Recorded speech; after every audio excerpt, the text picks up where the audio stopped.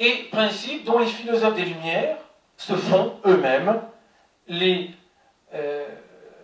défenseurs. Pour Mably, l'État doit soumettre à des règles la religion et imposer un culte civil.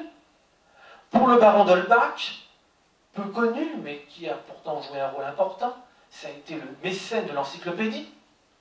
Sans lui, il n'y aurait pas eu l'encyclopédie. Le baron d'Holbach, c'est le souverain qui doit être le souverain pontife de son peuple. C'est cette idée qui conduit à la rédaction de la Constitution civile du clergé en mai, juin et juillet 1790. Cette Constitution civile du clergé, dans laquelle se lance l'Assemblée nationale constituante, convaincue, et on retrouve là cette idée, le souverain doit fixer les principes de la religion civile. On retrouve également l'idée de la révolution idéologique, à savoir que l'idéologie, pour triompher, doit pouvoir s'emparer de tous les aspects de la vie humaine, y compris le religieux. Et précisément, ceux qui se lancent dans la rédaction de cette Constitution civile du clergé, et en particulier le député Camus, qui est un janséniste et un gallican, expliquent: nous sommes une convention nationale, nous avons assurément le pouvoir de changer la religion. Nous avons le pouvoir de changer la religion. Alors, il a beau dire qu'il ne le fera pas, c'est pourtant bien ce qu'ils vont faire. C'est pourtant bien ce qu'ils vont faire avec cette Constitution civile du clergé qui, d'une manière unilatérale, change l'organisation de l'Église de France, unilatérale parce qu'il n'y a pas de négociation avec Rome, modifie la carte des diocèses et des paroisses, modifie le mode de désignation des évêques et des prêtres de paroisse, soumet les évêques et les prêtres à la surveillance des autorités publiques et rétribue tout ce bon monde comme fonctionnaire de l'État. Voilà ce que c'est que la Constitution civile du clergé. C'est un texte schismatique qui coupe le lien qui existe entre l'Église de France et Rome. Le pape ne donne plus l'investiture canonique aux évêques. Cette investiture est donnée par les évêques métropolitains et on se contente de prévenir le pape des désignations épiscopales parce qu'on dit entre gens bien élevés. On reste bien élevé en 1790. Ça ne durera pas. Et c'est cette Constitution civile du clergé, cette Constitution civile du clergé, elle est vraiment à la charnière de tout. Parce qu'elle est une étape décisive dans la radicalisation révolutionnaire, déjà commencée dès juillet 89, mais qui s'amplifie considérablement avec la Constitution civile du clergé. Elle est une étape dans la régénération qui conduit la Révolution à s'emparer de tous les aspects de la vie humaine, et en particulier du fait de l'organisation religieuse. Elle est une étape parce qu'elle est à la charnière de l'institution de la religion civile, d'une part, et du début de la persécution anticatholique, d'autre part. Cette institution de la religion civile, on la retrouve 3 ans plus tard au cœur du projet des Jacobins. Que voulaient les Jacobins? Que voulait Robespierre? Que voulait Saint-Just? Robespierre, Saint-Just, il suffit pour cela de lire leurs discours, de lire les fragments sur les institutions républicaines que Saint-Just a rédigés dans ses moments de temps libre en 93, sur quelques coins de table, et dans lequel il rêve à une sorte de république parfaite. Il suffit de lire cela pour voir quel était le projet de ces Jacobins. Les Jacobins rêvaient à une république vertueuse, la république qu'il s'agit de fonder,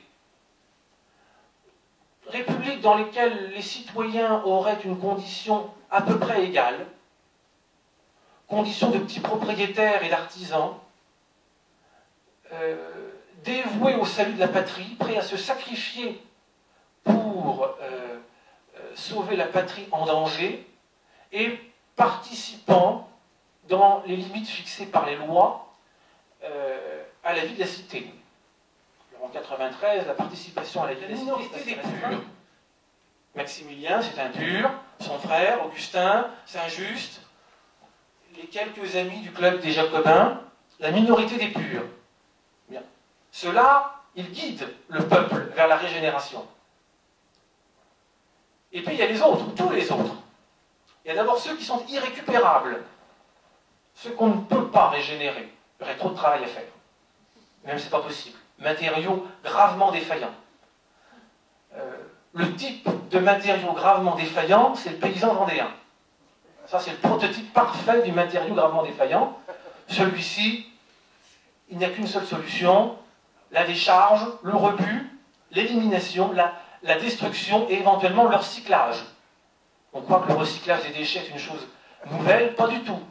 La tannerie de peau humaine des ponts de C était là pour tenter de recycler le matériau vendéen défaillant que l'on avait préalablement détruit par fusillade ou guillotinade. Voilà. Donc, il y a la régénération par la guillotine. La régénération guillotinaire, comme dit un représentant en mission, non pas à propos des Vendéens d'ailleurs, mais à propos des Juifs de Strasbourg, qu'on se propose de régénérer eux aussi, d'ailleurs. Le programme est ambitieux. On a un conventionnel qui dit la France peut se contenter de la moitié de sa population. Et comme l'air est à l'inflation et à la surenchère, il y en a un autre qui dit qu'avec 5 millions d'habitants, ça pourrait faire l'affaire. 5 millions ôtés de 29, ça annonce une régénération de 24 millions de morts. À côté, Pol Pot est un petit joueur.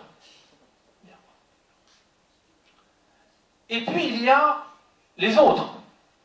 La masse des modérés, des tièdes, des révolutionnaires de bonne volonté, mais qui ne sont pas encore des purs. Alors ceux-là, on va les régénérer par des méthodes douces. Et toute l'entreprise de régénération, toutes les institutions qui visent à faire naître un homme nouveau, les concernent en premier lieu. Et parmi ces institutions, il y a l'éducation, évidemment, l'école de la République, il y a le calendrier révolutionnaire et il y a la religion révolutionnaire. Le calendrier, il faut en dire quelques mots, parce qu'il a une dimension religieuse. En octobre 1793, sur proposition d'ailleurs de Fabre d'Églantine, que l'on retrouve, qui est rapporteur, on change le calendrier. Changer le calendrier, c'est changer la manière de penser des gens, changer les références des gens. Alors on va changer l'organisation de la journée, on va passer de journées de 24 heures, 60 minutes, 60 secondes, à des journées de 10 heures, 100 minutes, 100 secondes. Le temps n'a jamais paru aussi long qu'en 93. Et puis, on va changer également l'organisation de l'année. L'année commencée le 1er janvier, elle commencera le jour de la proclamation de la République, le 21 septembre. Pour 12 mois de taille égale, parce que vous admettrez que 30 jours, ou 31, ou même 28, qu'est-ce que c'est que cette discrimination qui frappe février? C'était inadmissible. Cette discrimination qui frappe le mois de février au détriment de ce privilégié qui était le mois de janvier. 31 jours, donc 30 jours chacun. Et comme ça ne colle pas, on créera à la fin 5 jours surnuméraires que l'on consacrera à des fêtes républicaines, comme à Rome, hein, qui seront les sans-culottides. Donc, 12 mois de 30 jours. 12 mois de 30 jours, avec des semaines de 10 jours, qui vont changer de nom. Le premier jour sera le prix-midi, etc., jusqu'au décadi.